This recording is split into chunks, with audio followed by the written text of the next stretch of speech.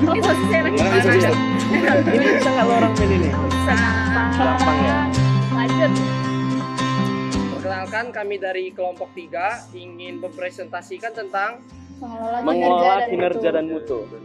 perkenalkan, saya Muhammad Akbar Firman Algani. Saya Oktananda Hidayat. Saya Putri Maharani. Saya Rahma Saftiana. Saya Nabila Audrey Zain. Saya Muhammad Fajri.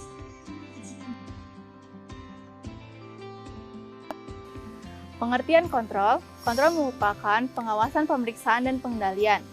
Kontrol organisasi merupakan suatu proses sistem yang mengatur aktivitas organisasi agar tetap konsisten dalam rencana, sesuai target dan standar kerja. Untuk mengontrol suatu organisasi secara efektif, harus memiliki standar dan ukuran.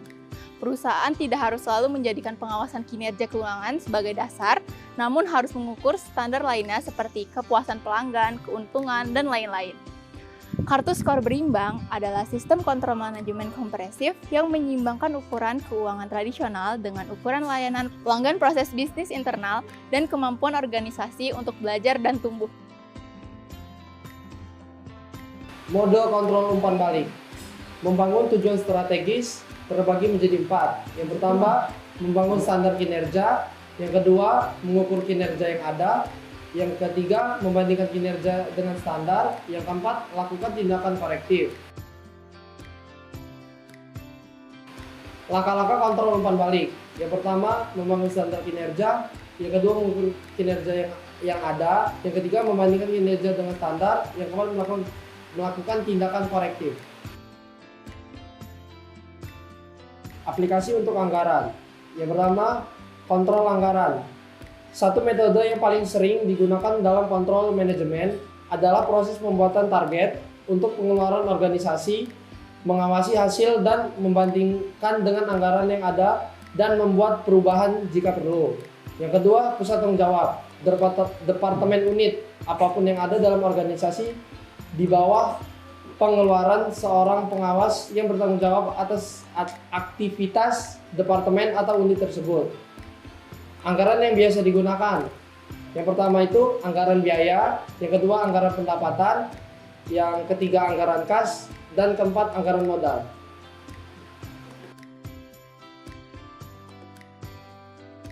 Kontrol keuangan. Kontrol keuangan tidak hanya menginformasikan apakah keuangan perusahaan besar dalam posisi yang baik, tetapi kontrol keuangan juga bisa menjadi indikator berguna yang menunjukkan permasalahan kinerja lainnya. Laporan keuangan terbagi menjadi 3. Yang pertama, laporan keuangan yang berisi informasi dasar yang digunakan untuk melakukan kontrol keuangan dari sebuah organisasi. Yang kedua ada neraca keuangan, posisi keuangan perusahaan yang berhubungan dengan aset dan kewajiban pada waktu tertentu. Yang ketiga, laporan laba rugi, meringkas kinerja keuangan perusahaan untuk interaksi tertentu, biasanya 1 tahun. Analisis keuangan terbagi menjadi 4. Yang pertama, rasio likuiditas. Yang kedua, rasio aktivitas. Yang ketiga, rasio keuntungan. Dan yang terakhir, rasio leverage. Metode kontrol atau filosofi kontrol. Pendekatan hierarki dan pendekatan desentralisasi. Kontrol hierarki yaitu dilakukan dengan cara mengawasi dan mempengaruhi perilaku pegawai secara ekstensif dengan menggunakan aturan, kebijakan, hierarki, wewenang, dokumentasi tertulis. Sistem pemberian penghargaan dan mekanisme formal lainnya, yaitu kontrol desentralisasi didasarkan pada nilai-nilai yang hampir berlawanan dengan dasar-dasar kontrol hierarki. Manajemen buka buku yaitu 1. Berbagai informasi keuangan dan hasil-hasilnya dengan semua pegawai di organisasi. 2. Pegawai mengolah informasi sendiri dengan membuat setiap pegawai dan berpikir dan bertindak seperti seseorang pemilik bisnis. TQM atau Total Quality Management adalah upaya organisasi untuk menampakkan kualitas ke dalam setiap aktivitas di perusahaan dengan cara melakukan perbaikan secara terus-menerus.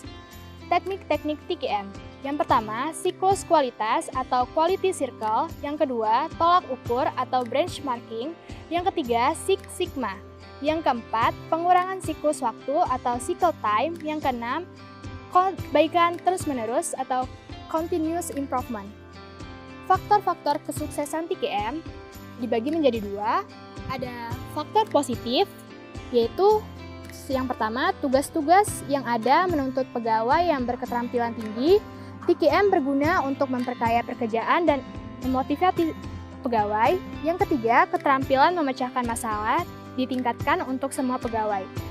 Yang keempat, partisipasi dan kerja tim digunakan untuk menghadang permasalahan yang signifikan. Yang kelima, perbaikan terus-menerus adalah cara hidup.